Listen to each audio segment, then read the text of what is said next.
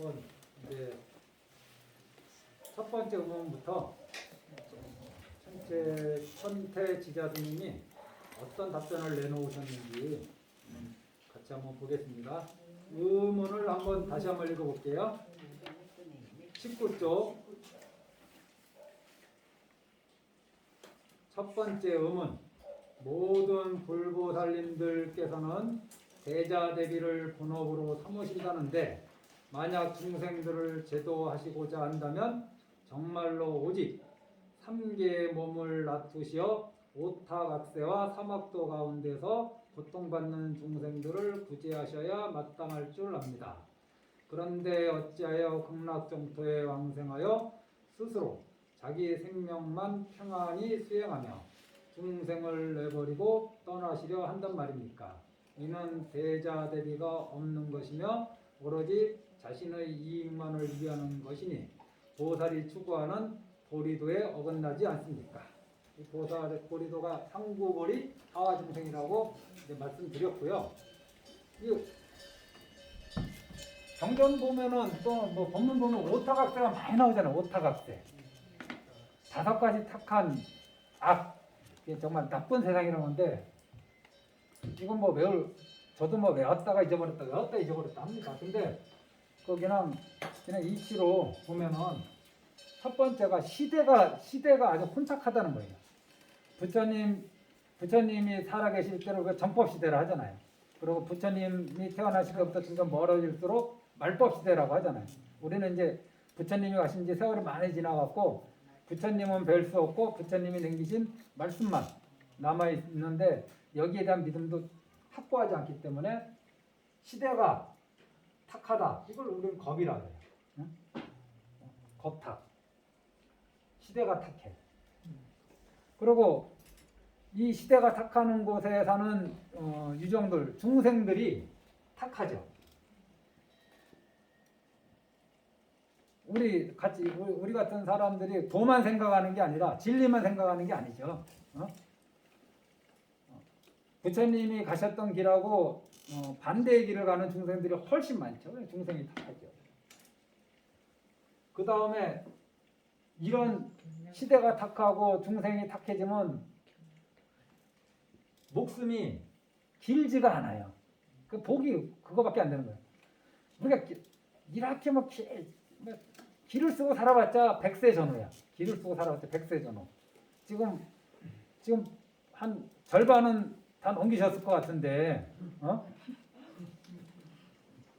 나머지 최대한 살아도 이제 절반 남았거든요. 그런데 그 남은 기간 중에 내 2발로 걸어낼 수 있는 시간이 또 얼마나 되겠어요? 처음에는 기어다니다가 나중에는 내 똥오줌을 누가 받아내야 되는 시절이 꼭 올 겁니다. 그래 목숨이 탁하죠. 그러니까 길지 않다 이거죠. 길지 않다. 그 다음에 이런 시대 사는 사람들은 견해가 탁하죠. 그 견해가 탁하다는 게 뭐냐? 정법을 올바른 거를 올바르지 않다고 생각하고 올바르지 않은 것을 올바르다고 생각하는 거죠. 이게 견해가 탁한 거죠. 지혜로운 거를 어리석다고 얘기하고 어리석은 거를 지혜롭다고 얘기하는 이런 사람들이 많은 거죠. 견해가 탁하죠. 그 다음에 또 뭐가 있겠나요?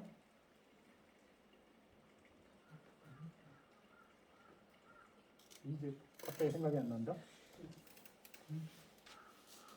뭐가 있겠네? 한번 검색해 보세요. 오탁.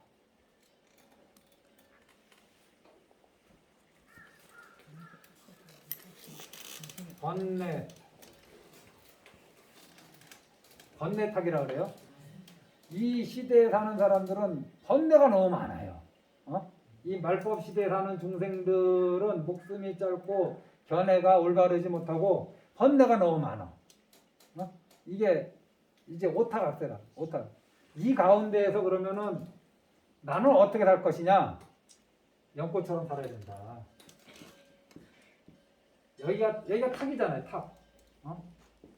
탁인데 나는 요것처럼 맑게 살아야지. 비록 내가 사는 세상의 환경이 이렇게 됐고 내 견해가 때때로 사견이나 올바르지 않은 견해에 노출되기도 하고 나한테 번뇌가 생기지만은 여기에 뿌리를 놓고 살지만은 여기에 물들지 않는 요것처럼 살아야죠. 이것이 우리가 가치 있는 삶이 아닌가요? 똑같이 이렇게 물들어서 사는 것보다. 이게 오타각세라고 합니다. 삼억도는 다 아시죠? 지오가비 축생. 이렇게 요 업에 오타각세에 끄달려 살면은 우리가 갈 곳은 삼억도밖에 없는 것입니다. 답변. 보살에도 두 종류가 있어. 하나는 오랫동안 보살도를 닦고 행하여 무생법인을 얻은 분으로서 이 분들은 진실로 마이크 좀 켜고 할게요. 어쩐지 목이 좀 아프더라고요. 보살에도 두 종류가 있어. 하나는 오랫동안 보살도를 닦고 행하여 무생법인을 얻은 분으로서 이 분들은 진실로 자기 책임을 감당할 수 있어. 한세음보살님이나 치장보살님이 이런 분들이죠. 다른 하나는 아직 무생법인을 얻지 못한 분들과 이제 막 보살의 마음을 낸 범부들이요. 우리들이죠. 두 번째, 범부 보살들은 모름지기 어느 때고 부처님을 떠나지 않아야 한다오. 그렇게 항상 부처님 곁에 머물면서 무생법인의 법력을 성취하여야만 비로소 삼계 안에 몸을 놔두어 오타각세에서 고통받는 중생들을 구제할 수 있기 때문이요. 한세음보살님이 어떤 무신력이 있느냐? 아이야향도산, 도산 자체죠. 내가 칼산에 가면 칼산 지역이 다 무너지는 거예요. 우리도 그냥 발심한 범부보살이라고 해요. 발심한 범부보살이 칼산에 가면은 칼산 지역에 가면 칼산 지역이 무너집니까? 왔다가 하면서 그냥 뛰어다니기 바쁘지. 아이약, 형악탕, 합탕자고가. 간세음보살님이나 지장보살님은 합탕 지역에 가도 그 합탕 지역의 뜨거움에 고통받지 않으세요. 하지만은 이제 막 발심한 사람들이 자기 업에 의해서 죽어가지고 합탕 지옥에 갔다고 봐요. 예를 들면은 과연 합탕 지옥의 그 고통을 간세음보살님이나 지장보살님처럼 그렇게 대할 수 있느냐? 그러니 간세음보살님이나 지장보살님처럼 등력하기 전까지는 부처님에 대한 그 믿음과 생각을 한시도 잊지 말아야 된다. 믿음을 잃지 말아야 되고 그 생각을 놓치지 말아야 된다. 이렇게 대답하시는 겁니다. 그래서 지도론에서 이렇게 말씀하셨어. 번뇌와 업장에 얽매인 범부 중생이 제 아무리 큰 자비심을 지녔더라도 오타각세에 태어나길 발언하여 고통받는 중생들을 구제한다는 일은 있을 수 없다. 왜 그런가 하면 오타각세는 번뇌가 매우 강렬하여 스스로 무생법인의 법력을 지니지 못한 자는 마음이 바깥 경계에 따라 뱅뱅 돌기 때문이다. 실제로 그렇지 않습니까? 내가 아무리 화내지 말아야지 얼마나 우리가 다짐하고 살아요. 나는 정말 화내고 싶지 않아. 그런데 내가 극락정토에 있으면 내가 화내지 말아야지 하면은 나를 화내게 할 만한 인연이 내 몸 바깥에 없잖아요. 왜 화가 안 나요? 화날 일이 없어. 그런데 이 사바세계는 어때요? 나를 화나게 할 만한 일들이 널렸어요. 잠깐만 부처님을 생각하지 않고 잠깐만 딴 생각하면은 금방 그 하에 내가 쫓아가는 거죠. 하를 쫓아가는 거죠. 사바세계에 살고 극락세계에 사는 차이가 내 탐진치를 발동할 만한 환경이나 여건이 주변에 없어요. 그런 사람도 없고 그런 환경도 없어. 근데 사바세계는 그런 게 널렸어. 거기에서 오로지 자기 마음을 지킬 수 있는 사람은 무생법인을 증득한 간세음보살님, 지장보살님 정도 되는 이런 분들은 전혀 영향받지 않지만 일반 범부 중생, 범부 보살들은 물들기 쉽죠. 물들 수밖에 없죠. 그러니 수행하기가 참 어려운 세상이 이곳이다. 수행하기 참 쉬운 곳이 극락이다. 금강경에서도 깨달음을 얻는 방법이 무엇이냐? 부주 색성향 미촉법 생심이에요. 색성향 미촉법에 머물지 않는 것이 깨달음을 얻는 아주 요긴한 방법이에요. 부주색보시, 부주성향 미촉법 보시. 이게 금강경에서 말씀하시는 거 아닌가요? 바깥 대상이 이렇게 오타각세에 물든 사람들이 얼마나 많아요. 나도 이 중에 한 사람인데 나는 그래도 이렇게 살고 싶지 않아 라고 발심했어. 그런데 이 발심을 오로지 지키기가 주변 환경이 너무너무 어렵대요. 그래서 금강경에서도 부주 색성향 미촉법 이것이 청정심이라고 하는 거죠. 이것이 청정심. 무엇이 청정심이냐? 색성향 미촉법에 머물지 않는 것이 청정심이다. 이렇게 얘기하시는 거예요. 그런데 금강학에는 색성향 미촉법에 머물게 할 만한 그런 경계가 없어요. 나를 자꾸 이렇게 한 생각 일어나게 하는. 자기 마음이 빛과 소리, 빛은 색이고 소리는 성입니다. 이게 색성향 미촉법 대표 선수로 말한 거예요. 눈에 보이는 것들, 내가 무엇을 보고 얼마나 많은 생각을 일으킵니까? 내가 어떤 소리를 듣고 얼마나 많은 생각을 일으킵니까? 나에 대해서 칭찬하는 소리, 나에 대해서 비난하는 소리, 나에 대해서 험담하는 소리 들으면은 마음의 고요가 금방 깨져버리잖아요. 이런 것에 얽매여서 물들어서 스스로 삼억도에 떨어질 판인데 어떻게 다른 중생들을 구제할 수 있겠는가? 가령 인간 세상에 태어난다고 할지라도 성인의 도를 얻기가 어렵소. 더러 보시나 지계 등의 수행으로 복을 지어 인간 세상에 태어나 국왕이나 대신이 된다고 합시다. 보시와 지계는 수행이기도 하면서 가장 큰 복력을 불러오는 거예요.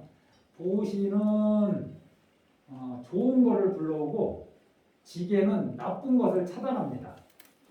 이게 큰 차이. 이게 그래서 아주 중요한 거예요. 보시와 지계는 생천지복이라 하잖아요. 보시는 나에게 좋은 환경을 제공해요. 좋은 몸과 좋은 환경을 제공해요. 지계는 계율을 지키는 거잖아요. 이거는 나한테 나쁜 환경을 차단하게 해줍니다. 지계를 하면. 그래서 왕이나 대신이 된다고 합시다. 전생의 복덕으로 자제로이 부귀 영화를 누리다 보면 설령 훌륭한 성질을 만난다고 할지라도 그 말씀을 믿고 따르려 하지 않고 우리가 밖에서 좀 돈 좀 있다는 분들이 어른 스님 만나면 어떻게 하는지 알아요? 아이고 고생 많으십니다. 누가 고생하는지 모르는데 실제로 그래요. 대등하게 돼요. 회사 CEO나 무슨 사회에서 어떤 복이 있어야지 그게 되는 거거든요. 지혜의 복이든 그러니까 총명의 복이든 어떤 재물의 복이 있으면은 대접받잖아요. 이 사바세계에서는. 그래서 삼성가 재벌이나 현대가 재벌이나 그런 분들이 다 그렇다는 게 아니라 또는 총명의 복이 많아서 어떤 서울대 무슨 교수님 이런 자리에 있잖아요. 그러면은 어떤 수행자, 어떤 고승을 만나도 모양은 이렇게 할지 몰라도 마음속으로 간복하지 않아요. 수행의 복이 별로 없어요. 그런 분들이 스스로 복이 많은 사람들은. 그래서 판란 중에 삼재 판란 중에 한 군데가 뭐냐, 다 나쁜데 한 군데가 뭐냐 하면은 복이 많은 곳이 판란 중에 하나예요. 수행하기 정말 어려운 것입니다. 복이 너무 많아서 복을 누리기가 바쁩니다. 돈 많은 사람은 돈을 쓰기가 바빠. 건강한 사람은 이 건강한 몸을 쓰기가 바빠. 명예가 있는 사람은 어디 불려다니기가 바빠. 수행하기 참 어려워요.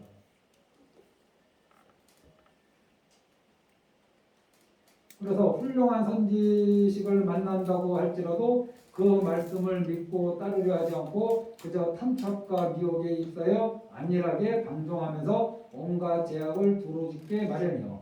복이 많은 사람은 거만해지기 쉽습니다. 아주 소수만 제외하고. 온갖 타락한 짓은 복 많은 사람들이 제일 많이 져요. 오히려 복이 없는 사람들보다. 뭐 좀 있다 하는 사람들이 나쁜 짓을 많이 합니다. 자기 힘을 좋은 곳에 쓰지 않고 나쁜 곳에 쓰고자 하는 욕구가 더 많거든요. 오타각세에서. 이러한 악업을 짊어지고 한번 사목도에 들어가면 한량 없는 겁이 지나야만 비로소 지옥에서 빠져나올 수 있어. 그것도 몹시 가난하고 천한 신분으로 태어나게 되고 만약 선지식을 만나지 못하면 또다시 지옥에 떨어지기 십상이요. 이와 같이 생사윤회를 되풀이하여 오늘에 이르렀으니 지금 사람이란 사람은 죄다 이 모양 이 꼴이라고. 이것을 일컬어 수행하기 어려운 길, 난행도죠 라고 부르고. 그래서 유마경에서 이렇게 말씀하셨어. 자기 질병도 구제할 수 없는데 하물며 다른 병든 사람들을 구제할 수 있단 말인가. 맞는 말이죠.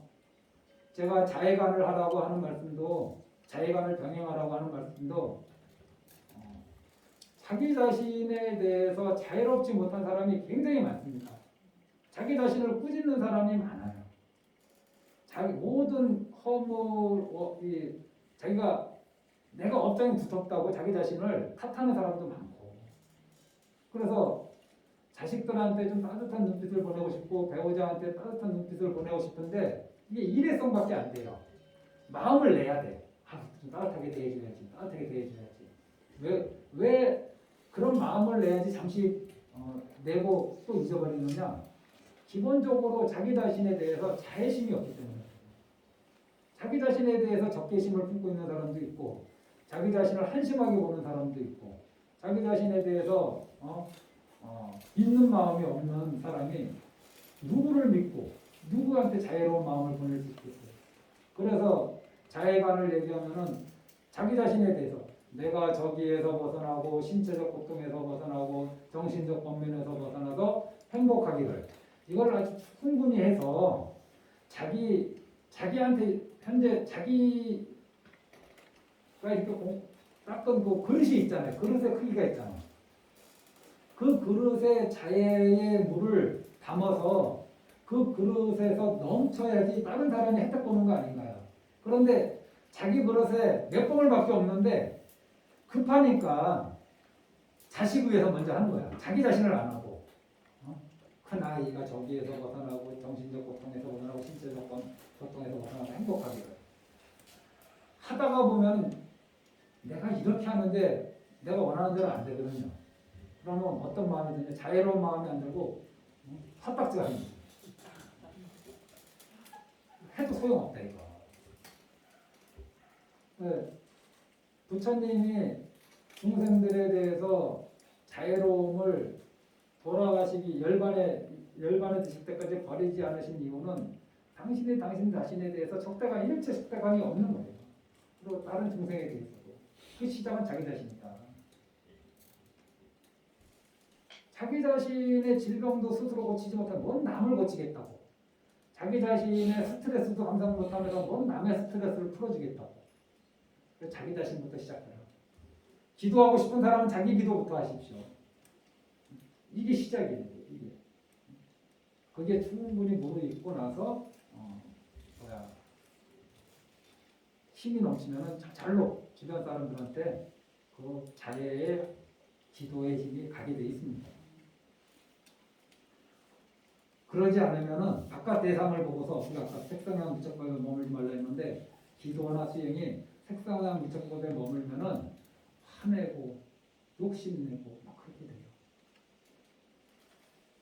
예컨대 두 사람이 똑같이 각기 자기 가족이 물속에 빠져 허우적거리는 모습을 눈앞에서 보았다고 하자. 한 사람은 감정이 다급하여 곧장 물속에 뛰어들어 구해내려 했으나 적절한 방편의 힘이 없어 물에 빠진 사람이나 구하려는 사람 모두 그만 다 함께 익사하고 말았다. 그런데 다른 한 사람은 훌륭한 방편을 생각해내고 곧장 가서 배나 뗏목, 밧줄이나 튜브 등을 가져다가 그를 무사히 건져 올려 마침내 모두 다 익사의 고비를 벗어났다. 막 보리심을 낸 모살도 또한 이와 같은 이치라고. 이처럼 아직 무생법인을 얻지 못한 모살은 스스로 중생을 구제할 수가 없어. 이러한 까닭에 항상 모름지기 부처님을 가까이 해야 한다오. 무생법인을 얻은 다음에라야 바야흐로 중생을 구제할 수 있어. 마치 의의 비유에서 배를 얻은 사람처럼 말이오. 또 논에서 이렇게 말씀하셨어. 비유하자면 갓난아기가 어머니 품을 떠날 수 없는 것과 같다. 만약에 어머니 품을 벗어난다면 더러 깊은 구덩이나 운물에 빠지거나 또는 저제에 굶주려 죽을 것이다. 또한 비유하자면 새끼새가 날개의 깃털이 완전히 자라나지 않았을 때에는 단지 나무에 의지하여 가지 사이나 옮겨 다닐 수 있을 뿐 멀리 공중으로 날아가지 못하는 것과도 같다. 날개의 깃털이 온전히 자라나야 비로소 허공에 날아올라 걸림없이 자제로이 비행할 수 있다. 근데 이 말씀을 믿으셔야 돼요. 그런데 그럼 내 수행을 먼저 해야 되는구나 라고 생각해서 아까 제가 말씀드렸듯이 내 수행이 완벽히 내가 무생법인을 얻을 때까지 그러면 내 수행만 하리라 이러면 이제 이게 또 소승에 떨어지는 거예요. 내가 10억이 다 채워진 다음에야 보시를 하리라 이런 마음이 오히려 보시를 장애하게 돼요. 10만원만 있어도 그 안에서 100원을 보시할 수 있는데 10억까지 채우려다 보면은 채우지도 더 죽을 수도 있잖아. 한 번도 보시 못하고 죽는 수도 있는 거예요. 마찬가지로 우리 범보중생은 스스로 힘이 없으므로 오직 아미타불만을 일념으로 생각하고 연성하여 삼매를 이루도록 해야 하고 이게 영불삼매 일념 무념삼매 하지 아미타불만 생각하고 다른 생각이 없는 거 이게 무념이잖아요. 아무 생각이 없는 게 무념이 아니라 번뇌 망상이 없는 걸 무념이라고 그러죠. 일심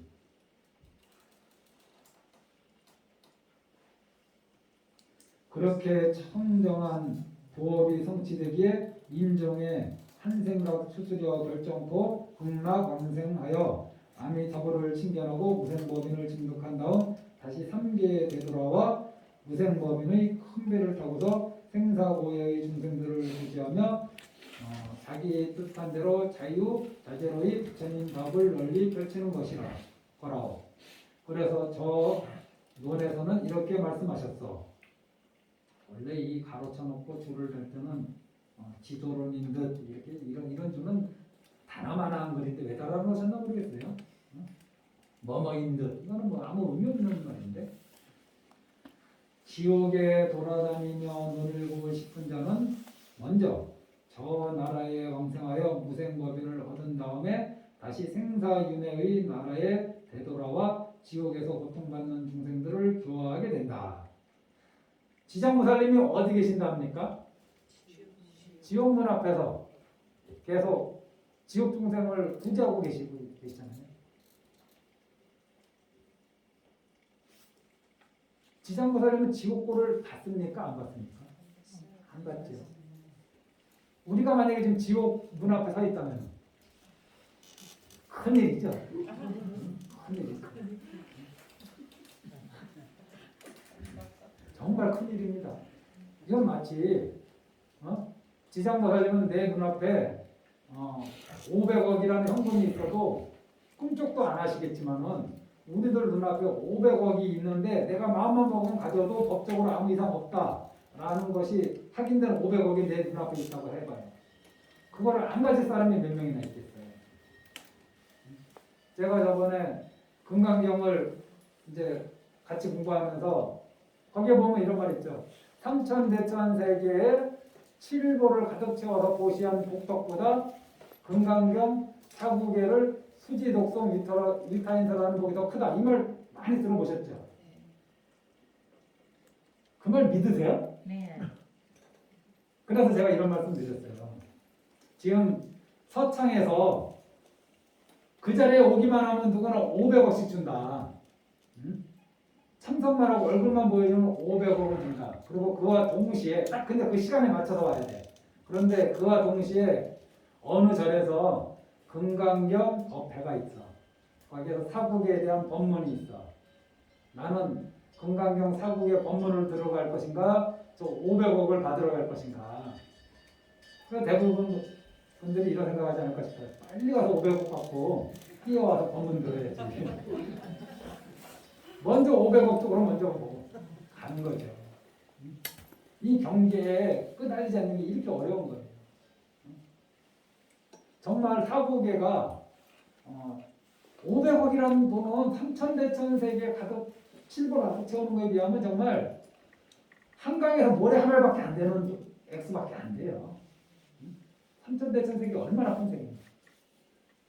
그런데도 우리는 그 500억을 먼저 받으려고 뛰어갈 겁니다. 정말 그런 일이 벌어진다 그러면 금강경 가르침이 쉬워도 내 살림으로 만드는 거는 이렇게 어렵습니다. 연불 수행이 쉬운 듯해도 내 살림으로 만드는 게 이렇게 어려워요.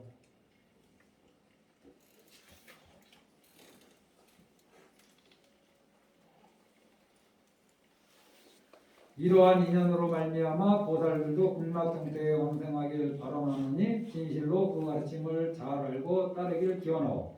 그래서 용수보살님의 십주 비바사론에서 정토연불 법문을 쉽게 수행하는 이라고 이름 붙였다고. 이게 이제 이행부라고 그러는 겁니다. 자, 이거 뭐 옹기니 보충소감은 한번 읽어보십시오. 다음 시간에 혹시 이해 안 되는 부분이나 같이 한번 생각하고 싶은 부분이 있으면 저한테 말씀하시고요. 두 번째 의문이 뭐냐? 모든 법의 본체는 통기여 본래 생겨남이 없고 평등하며 정멸한데 지금 이내 이곳을 내버리고 저곳을 쫓아 아미타 부처님이 계시다는 서방정토에 왕생하길 바란다면 이 어찌 이치에 크게 어긋나지 않겠습니까?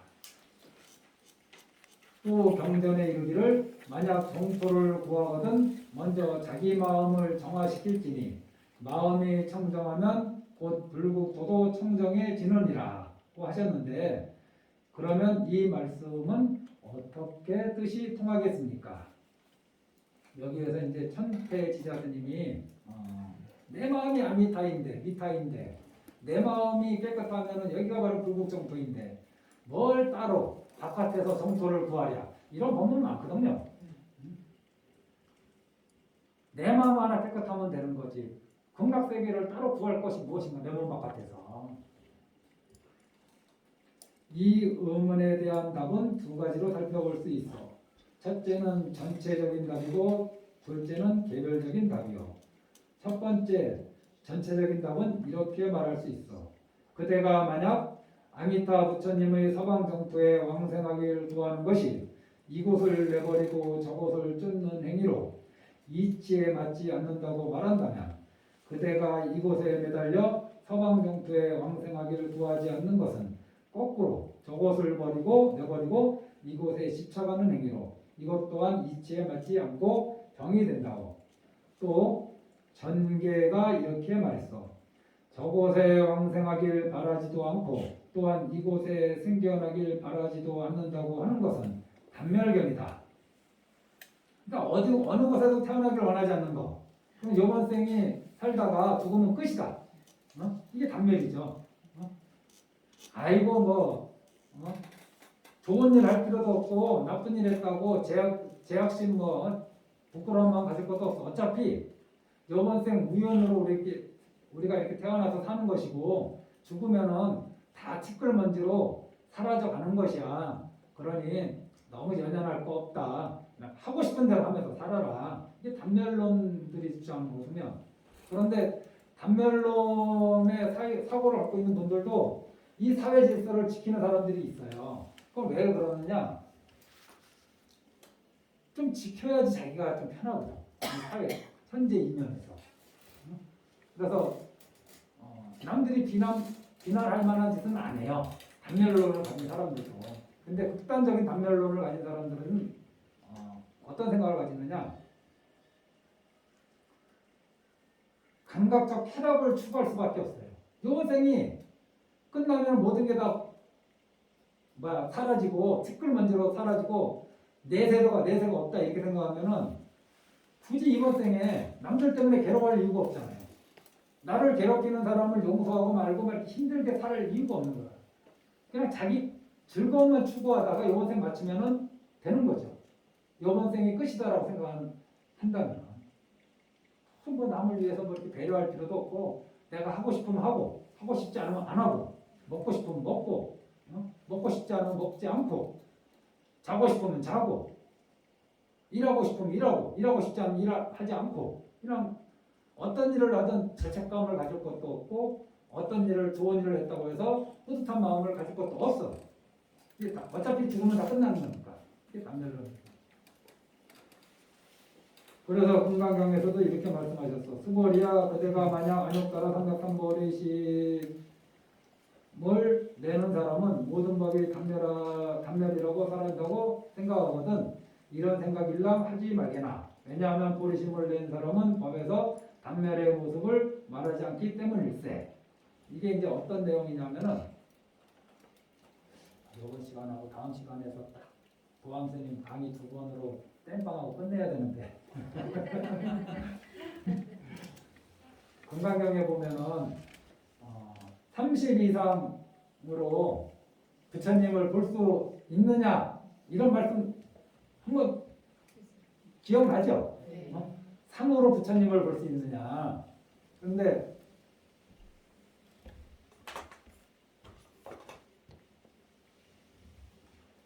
(30) 이상을 가지려면은 그냥 생기는 게 아니라 그건 가보 아닌가요? 가보.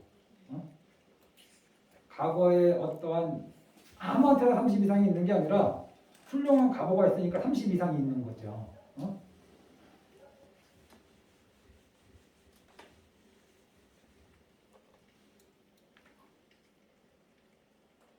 이전에 훌륭한 행위가 있고 30 이상은 현재 나타난 가보거든요.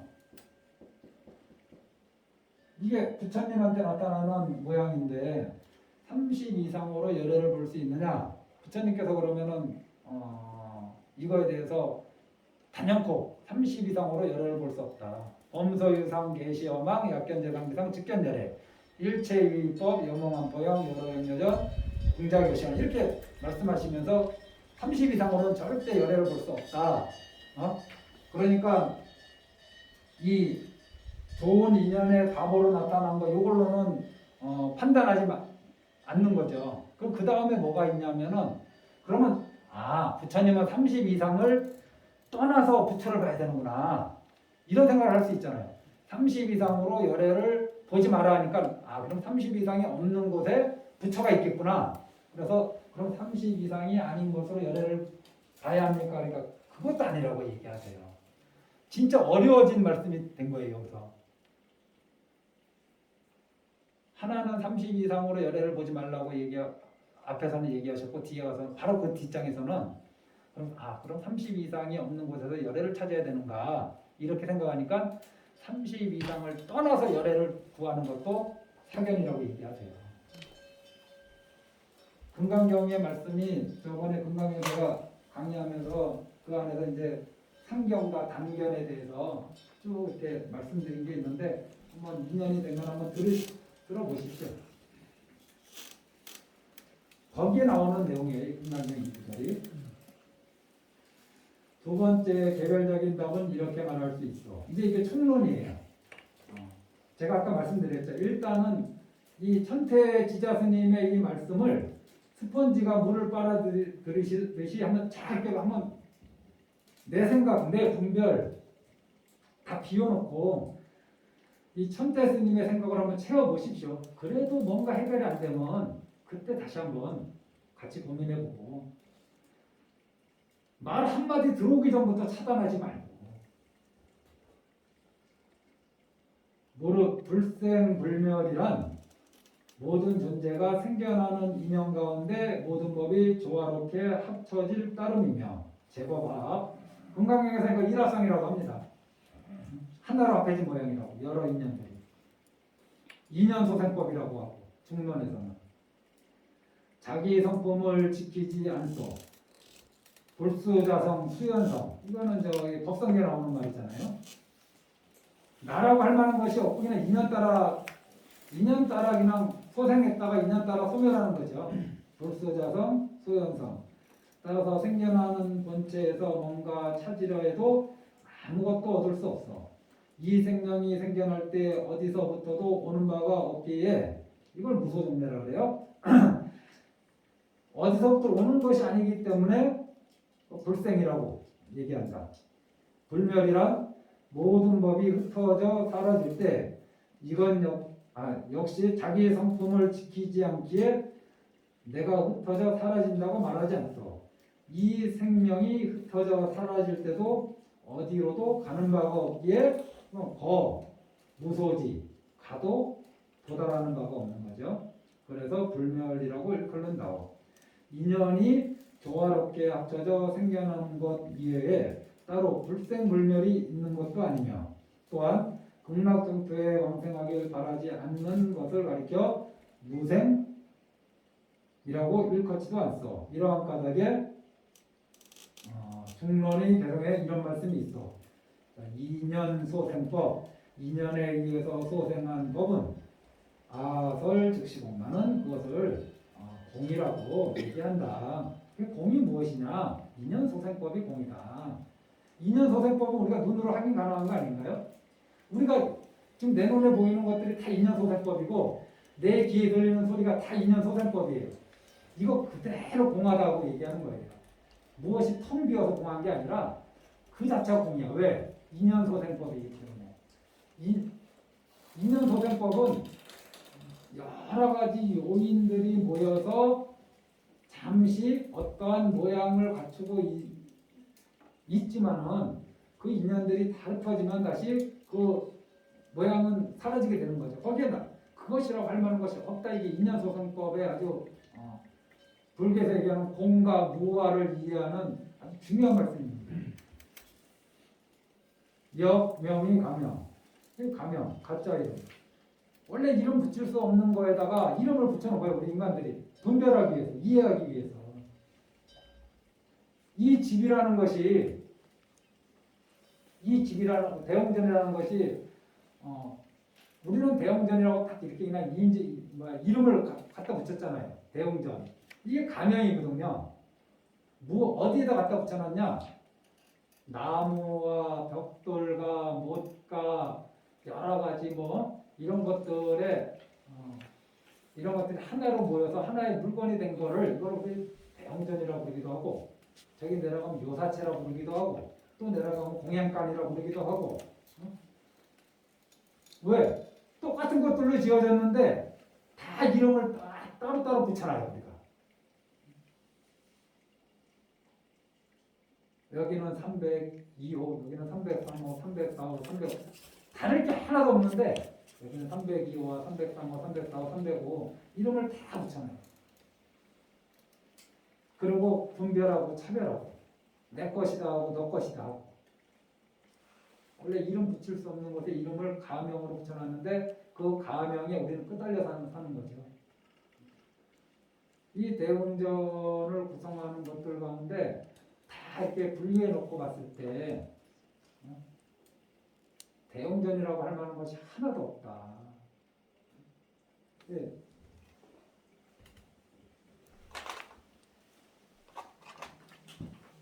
그래서 2년 소생으로 이 몸을 불교에서 색이라 합니다. 이 몸을 색이라 해. 이 몸을. 나는 정말 2년 소생 아닌가요? 물질적으로는 부모님의 그 결합으로 내가 있는 거죠. 물질적인 부분에 있어서는. 그럼 마음에 있는 부분은 전생의 인연에 의해서 수상행식이 있는 거죠. 그래서 이 색은 인연소생법이야. 그대로 공해. 그대로 공해. 마음도 인연소생법이야. 그대로 공해. 눈도 눈을 한번 이렇게 다 분해해 보면 뭘로 이루어져 있냐면 심줄, 뭐 또 핏줄, 근육, 피, 뭐 눈물, 뭐 이런 걸로 구성되어 있겠죠. 다 분해했을 때 그래 눈의 실체를 찾기 위해서 이것이 눈이다, 이것이 눈이다 라는 것을 찾기 위해서 눈을 한번 다 분해해봐도 거기에 눈이라고 할 만한 것이 하나도 없어요. 이것이 이런 인연으로 모이면 눈이라고 그러고 비슷한 것들이 이것이 이렇게 모이면 코라고 그러는 거예요. 이것이 이렇게 모이면 혀라고 그러고 거기에 혀라고 할 만한 것이 하나도 없어. 다 분해해 보면은 해체해 보면. 그래 불교에서는 이게 눈도 공이죠. 눈에 눈이라고 할 만한 것이 없다 이렇게 얘기하기도 하고 내 눈이라고 할 만한 것이 없다. 내 눈이 아니야. 내 눈이 아니야. 내 눈, 아우 내 눈 아파. 아우 내 눈 아파. 이러잖아 우리가. 아이고 내 팔이야. 팔이야 그러기도 하지만 아이고 내 팔이야 이렇게 얘기도 하잖아요. 내 팔이거든. 남의 팔 아프면은 누가 아픔을 느끼나요? 아이고 내 팔이야. 근데 이 팔에는 나의 것이라고 할 만한 것이 없어. 이게 아공이거든요. 이게 나의 팔이라고 할 만한 것이 없음을 알면 아공이라고 해요. 근데 팔에 팔이라고 할 만한 것이 없음을 알면 덕공이라고 해요. 뭐 금강경 공부하면서 많이 얘기했던 겁니다.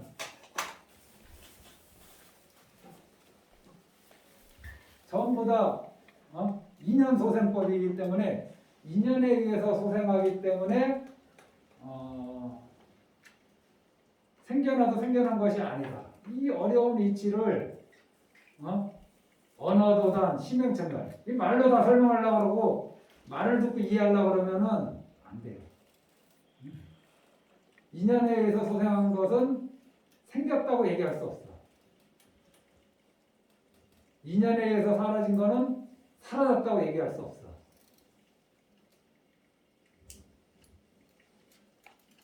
뭔 말인지 모르겠다.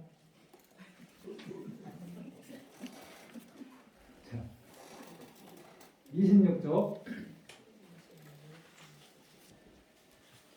제법 뭐 글자 보니까 음을 달고 싶은 분은 한 다른 옷을 냅니다. 제법 부자생 제법은 스스로 생겨나는 것이 아니야. 역부정타생 꼭 그렇다고 다른 것으로부터 생겨나는 것도 아니야. 스스로 생겨나는 것도 아니야.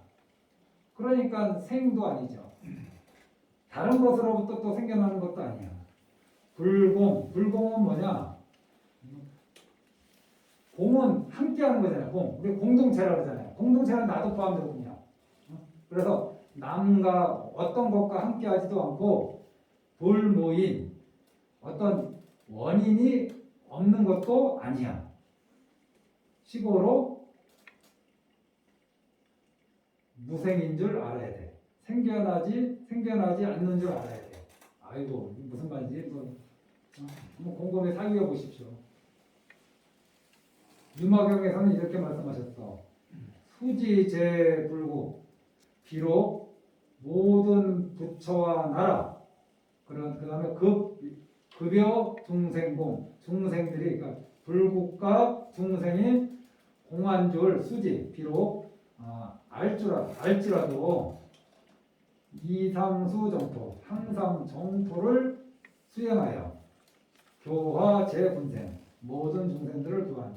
이게 우리 불교에서 공을 많이 얘기하고 무상을 많이 얘기하고 무주상을 많이 얘기하는데 이게 잘못 이해하면은 오늘 여기까지만 그러니까 제가 금강경에서도 여러 번 말씀드린 게 불교를 잘못 이해하면은 소극적인 마인드를 가지게 되고 부정적인 마인드를 얻게 되거든요. 불교를 첫 번째로 이해하는 게 음무소주 없다, 공하다, 머물지 마라, 어디에도 머물지 마라, 어디에도 머물지 마라 그러니까 집착도 내려놓고 욕심도 내려놓고 뭐 다 그러다 보면 뭐냐 아무것도 안 하려고 그러대요. 무엇을 하는 것 자체가 무의미해진다는 생각을 하게 된다. 잘못하면 여기에서 멈출 음무소주는 어떤 자리냐? 선정을 닦는 데, 마음이 고요해지는 자리예요. 음무소주 이 자리가 어디에도 머물지 않는, 내 마음이 어디에도 머물지 않는 거예요. 고요해지. 번뇌에 물들지 않게 되죠. 여기에만 머물게 되면은 이게 성문들이 수행하는 방법이거든요. 여기서 끝나는 게 불교가 아니야. 이건 여기서 머물지 않는 거는 공의 이치를 아는 거 아닌가요? 여기서 머무는 게 아니에요. 여기서 이생직 그 상태에서 마음을 내는 거예요. 어떤 마음을 내느냐? 여기서는 유마경에서는 정토를 수행한다고 그러죠. 금강경에서는 어떤 마음을 내느냐? 무주상 도시의 마음을 내는 거죠. 여기가 무주상 아닌가요? 여기가 무주상. 무주상에만 머무는 게 아니라 어떤 마음을 내느냐? 도시의 마음을 내. 도시하려고 하는 거. 금강경에서는 또 인욕의 마음도 내잖아요. 무주상 인욕 아닌가요? 그 인욕보살이 가는 길 아닌가요? 아무것도 안 하는 게 아니에요. 정토 장엄하잖아요. 이거 뭐 정토를 장엄한다는 말도 있잖아요. 금강경에. 내가 도량 청소했네, 내가 뭐 했네 이런 생각에 떠오르면 그 생각을 내버려 두고 그러면서도 그럼 아무것도 안 하느냐? 아무것도 안 하는 게 아니라 거기에선가 뭔가 계속 바람일렘을 멈추지 않는 거. 공에만 머물면은 공에 천착돼서 악치공에 떨어지거든요. 무기공에 떨어지고. 그래서 거기서 멈추는 게 아니라 거기서 마음을 내야 돼요. 보시도 하고 인욕도 하고 정진도 하고 선정도 닦고 나쁜 말을 안 하려고 하고 좋은 말을 하려고 하고 좋은 업을 지으려고 하고 나쁜 업을 안 지으려고 한다. 이런 머물지 말라는 거에는 잘못 이해하면은 착한 일도 하지 말고 나쁜 일도 하지 말고 그냥 고요하기만 해라. 이런 법문도 있긴 있거든요. 착한 일도 하려고 하지 말고 나쁜 일도 하려고 하지 말고 그냥 환만 유지해라. 이런 법문도 있긴 있어요. 대성보살도는 이거는 이거는 아까 얘기한 삼구몰이죠. 자기 깨달음을 추구하는 곳이에요. 이생기심은 뭐냐? 나 혼자 잘못했다는 게 아니라 이거는 하와 중생의 길이잖아요. 어떤 마음을 내는 게 내가 중생을 위해서, 내 가족을 위해서 어떤 마음을 내는 거. 그러면서 집착하지 않고 머물지 않는 마음을 유지하는 거. 어떤 정토에 집착하지 않으면서 염불을 하는 거. 그러면서 부처님을 여의지 않는 거. 부처님에 대한 기억을 놓치지 않는 거. 여기에서 얘기하는 그거 아닙니까? 유마경에서 불생불멸만 계속 불생불멸만 빠지다 보면은 사람이 침체돼요. 그런데 유마경에서 이렇게 말씀하셨어. 비록 모든 부처님 나라와 중생이 죄다 텅 빈 줄을 알지라도 항상 정토를 수행하여. 텅 빈 줄 아는 게 무주상의 자리 아닌가요? 항상 정토를 수행하여. 이거는 이생기심의 자리 아닌가요? 모든 중생들을 교화한다네. 이게 삼구벌이 하나 중생의 자리 아닌가요? 같이 얘기하는 거잖아요. 몇 줄만 읽으면 되니까 빨리 읽고 우리 오늘 수업 마치죠. 그 뒤에 옹기니 보충 설명까지 읽으면 됩니다. 또 유마경에는 이런 비유도 있어. 예컨대 어떤 사람이 큰 궁궐을 짓는다고 하자. 만약 그가 텅 빈 땅에 의지하여 짓는다면 아무 어려움 없이 뜻대로 이룰 것이다. 그러나 만약 허공에 의지하여 지으려 한다면 끝내 성공할 수 없다. 이게 악치공을 비유하는 겁니다. 모든 부처님의 설법은 항상 두 가지 진리에 의지하신다고. 즉 가짜 이름을 깨뜨리지 않으면서도 모든 법의 진실한 모습을 설하시는 것이요. 가명을 깨뜨리지 않고 실상을 드러내는 것. 현상에 집착하지 않으면서도 열반을 드러내시는 것. 지혜로운 이는 치열하게 극락정토 황성을 강구하면서도 생겨남의 본체는 텅 비어 얻을 수 없는 줄 훤히 통달하므로 이것이 진짜 생겨남이 없는 무생이요. 이런 걸 일컬어 마음이 청정하면 불국토도 청정해진다고 말하는 것이요. 이것이 진짜 신청정 불국토라는 뜻이죠.